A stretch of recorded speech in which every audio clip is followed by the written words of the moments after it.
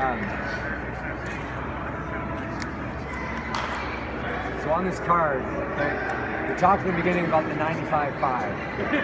5% controls what percent? Controls the 95. The 5% is the mental, and it controls the what? The 95, which is what? Physical. Say it, get on mind. So it all begins with getting your mind right. To be a great defender, this is called, say it with me, information, underload. Say it again, information, underload. Okay, what we're trying to do is take the complex. You've had so many coaches in your life, you've got more information, there's more books, more videos, it's so confusing. Okay? It's confusing. So how do you take what's right and simplify it? We were at the convention 2 weeks ago, the National Coaches Convention in Anaheim. Okay? You walk into the room, it's like as big as this, and it's just gadgets and digits on how to make pitching better. It's so confusing, it's not even funny. You don't even know what to do. Okay? We need to simplify the complex. What do we need to do? Simplify it. Okay? And we're going to do that with this card. Okay? It's called DMG4. What's it called? DMG4. Say it with me. Defensive. Mental game. Okay? 4. There's 4 mental game principles, okay, that I put together. Okay, from all the information we've gathered that govern, okay, that govern the defensive game. It begins with the goal. The what? The goal. And here's the goal. This is my goal as a defender. So when I'm going to the park to play a championship game with De La Salle, it could be a big time summer game. It could be whatever it is, the first game of the year. Okay? How do I get my mind right as a defender? We talked about how do you get your feet right. Find your feet, get your feet going, right? Find some rhythm in your hand. Get some glove work, drill work going before you go. And then your catch play. Really work hard on your catch play, working on stuff. Really good plan. Okay, well, how do I get my mind right? Because the 5% actually controls the 95. It controls it. So how do I get my mind right if I want to have a good day? I got to simplify the complex. It begins with the goal. With the what? The goal. And the goal is this. I don't take pitches off. I don't what?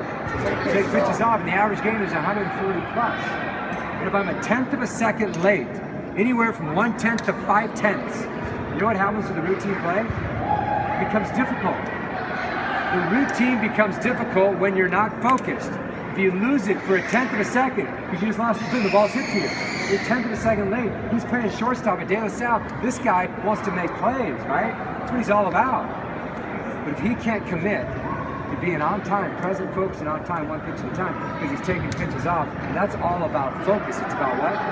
So it's an actual distinct goal. When he's getting to the park, he's talking to himself. My goal on defense is I don't take pitches off. I don't take pitches off. The ball travels when it's squared up 100 miles an hour. It's easy. It travels 100 feet in half a second. So that is 20 feet in a tenth of a second. So if I'm playing shortstop and I'm 1/10 of a second late, the ball travels 20 feet. First of all, I'm not making the routine play, and I'm not making the difficult play because I'm late. Because I'm late. The goal is what? I don't do what? I don't take pitches off. Okay. Number 2, what is the approach? What's the approach? Number 2. The situation what? The situation dictates everything. There's a space between the pitch. It's called the space between. What's it called? So you have pitch number 1, you have pitch number 2, then you have a space between. We call that player the rat. The rat dominates. The rat dominates the space between. You dominate what? The space between with external and internal communication. So they're talking to themselves. There we got one out. 300 hit, 200 fly, rolling it up. Pitch, me and you. Good time to hit, run, never know. I'm dominating the space between. I have to play that pitch as well, because that is actually a pitch. You know, when the ball's pitched, I release everything. My mind is clear. You know what happens? When the ball's hit, I have precise play execution. I don't have to think. I go to the right place at the right time within tenths of seconds. Because I dominate the space between. The space what? The space between. The situation changes every single count. Every count it changes. Pitch to pitch. So if I'm not tuned in, there's a big difference between 0-1, 0-0, and 1-0. For a hitter, for bunt situation, hit and run situation, steal situation. And there's only 4 situations in the whole game. Say it with me. B, S, H, S, A. It's bunt, steal, hit and run, swing away. That's all you can do in the game of baseball. That's it. You're like, serious? Yeah, that's the whole game. At Little League or Big Leagues, it's not any difference. It's the only thing they can do. They can either bunt, steal, run, or swing away. So just run it through your head. BSHSA, bunt, steal, hit, run, swing away. Is this a bunt situation right now with 1 out? Is it a bunt situation with 1 out? Is it? No, it's not. You don't bunt with 1 out. Right? It's a bunt situation with 2 outs. No, maybe a bunt. Maybe a bunt for base hit. Okay? Is it a hit and run situation with 2 outs? No. Because you don't hit and run with 2 outs. And the guy does, he doesn't know how to coach. And some guys do that. That's not baseball. You don't hit and run with 2 outs. You're giving up an out with the swing. Okay? So you got to know the game. That's called baseball IQ and baseball instinct. Number 3 on your card. Number 3 is your mindset. Is what? Is my mindset. That's number 3. So what is your mindset? Read it to me. What does it say, Mike? Challenge what? On every pitch in the big leagues. The shortstops are not plus runners. Some are, but many aren't. Crawford is not. He's an average to below average runner. All-star shortstop. You know why? He can do it?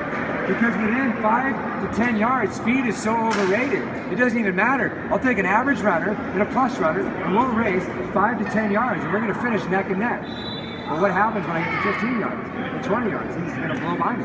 Because he's a plus runner, I'm an average, below average runner. So as a fielder, I don't make very many plays outside of 8 yards. It's 24 feet all the way around me. So when I set up, it doesn't matter if I'm fast, slow, it doesn't make any difference. But I need to be as flexible.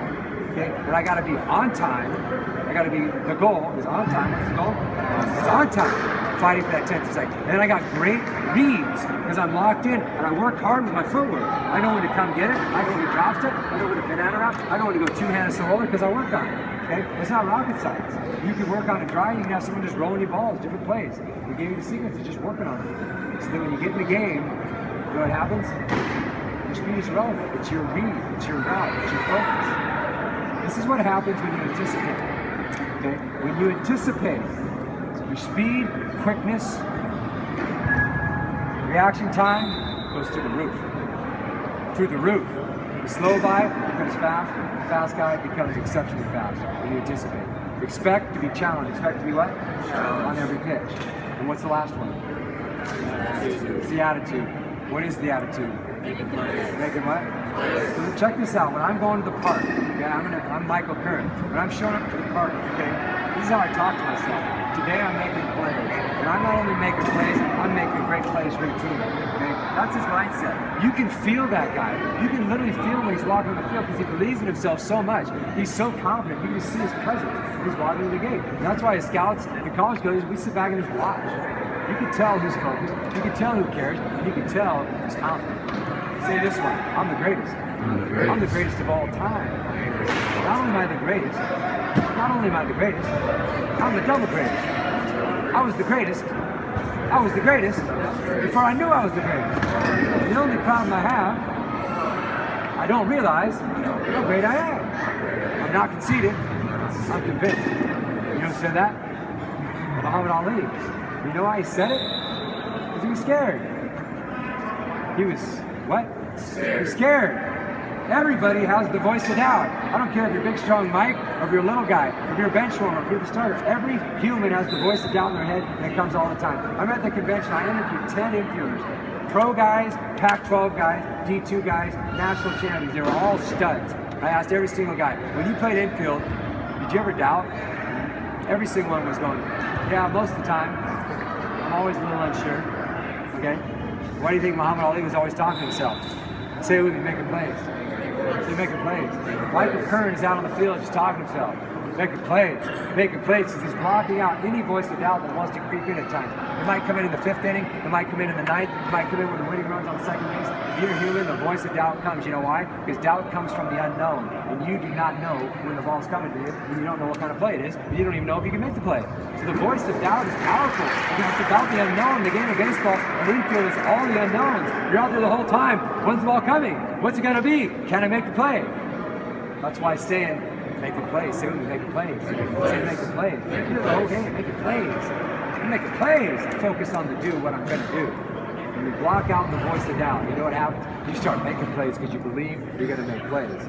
And the great player, I'm telling you, size, strength, age, overrated. Speed, overrated. Attitude, underrated. Attitude, underrated. What's underrated? Attitude. Mindset, underrated. What's underrated? Mindset. What's underrated? Mindset. Situational awareness, underrated. What's underrated? And the goal, being present. 1/10 of a second, underrated. 1/10 of a second, underrated. And it's on your card right here. And on the back, you can flip it over. Okay. Everything that I said plus way more explains each one. You should know this card front and back like you know your phone number. And if you don't, it's not who you are. What is your name? What's your email? Okay, he doesn't know his email very well because he doesn't probably check his email. Okay? If you don't do it a lot, you know what happens? You can't do it unconsciously. See, the great player, when he walks on the field, check this out, okay? I've already prepped my mind so well when I walk to the field, I don't even have to think about not taking pictures off. Because I practice like that and I think about it at home. I think about making plays all the time. When Mike's in practice the whole time, he's thinking about making plays because I'm telling you, it's all about attitude. Attitude and anticipation. You can challenge him how many pitches? Every pitch. Current's out there, just lock it. Boom! He's ready to go. Slow roller forward, drop step back right, drop step left. Backhand on a run right. It doesn't make any difference, okay? Expecting to be challenged. This card right here is information underloaded. It's not giving you a whole book on the mental game. It's giving you 4 simple principles to memorize, just like you memorize your name. If I ask you what's the goal, you should be able to tell me in a millisecond without even thinking. Here's the goal, coach. I don't take pitches off. I say, what's the mindset? Challenging every pitch. What's the attitude? Making plays. See, most guys gotta look, right? Because you don't know it. You have to study this. Study it. And know it unconsciously, so it becomes who you are. And I'll tell you right now, you will become one of the best players. And you will be the best you can possibly be. And this game will love you for a long time because you'll be able to stay for a long time. Say it with me, get my mind right. Say it again, get my mind right. So in the Dominican Republic, okay, I've been going there for about 8 years, okay? This is the ball of the American, and this is the ball of the Dominican. What's the difference? What's the difference? Huh? Size. It used to be the same size. It's worn out. He's the rack. He's working harder than anybody, but you know what? He's not even working hard. You know why? Because it's fun. That tennis ball drill is like, if you like infield, you could do that for 7 hours. You can challenge me more, Dad. Let's go. Come on, backhand. More. Just having fun. Your hand-eye coordination, your reaction time, your ability to read, recognize, and react goes through the roof. Okay? If you just take your routine your alone, you're not going to get very good. The Dominican kid throws this ball off the wall anywhere from 30 minutes to 4 hours a day. Okay? An American kid, you can't even get him to find the wall. Okay? You're never going to get enough reps, I promise, with someone hitting you. You can't find someone to hit your ground balls. You can't even find a field. I do them out in the street all the time. Tennis court, street, you just find a spot. It doesn't even matter. Take your baseball up. Find a wall. Every guy here should have a wall. Does anybody here have a wall? Where's your wall? Exactly. When's the last time you used it? When? 2 weeks ago. Okay? Who else has a wall who else has a wall? Where's your wall? What is it? I'm not putting you on the spot, I just want to know. It's a wall? When's the last time you used it? Yesterday? Nice job. When's the last time you used it before that? You sure? Positive? What about the day before that? Did you know if he does it 2 times in a month, it doesn't do anything? Did you know that? You doing it once every 2 weeks, it doesn't do one thing. Not one thing for you. It doesn't do anything for you. It just keeps you from getting a lot worse. Okay? So how do you get good? Back to the highest number of reps. Gain speed, gain focus, gain challenge. This is tennis ball drill, gain speed, gain focus, gain challenge. Like that was. You're locked in, let's go. Okay, you can do that same thing off the bat, throw it hard, cool. Get it out, work on your exchange, work on your footwork. Okay? Alright. Who? Alright. Now who? Alright. What do you got on your hat? See? Me. Awesome. Any questions on any infield questions? Any infield stuff? Because when I played, I was confused, just to let you know. Then when I was coaching, I was confused. Because everybody's giving me all kinds of information, and a lot of it's like wrong. That's why I had to rethink everything, rethink it all, and really figure out what really matters.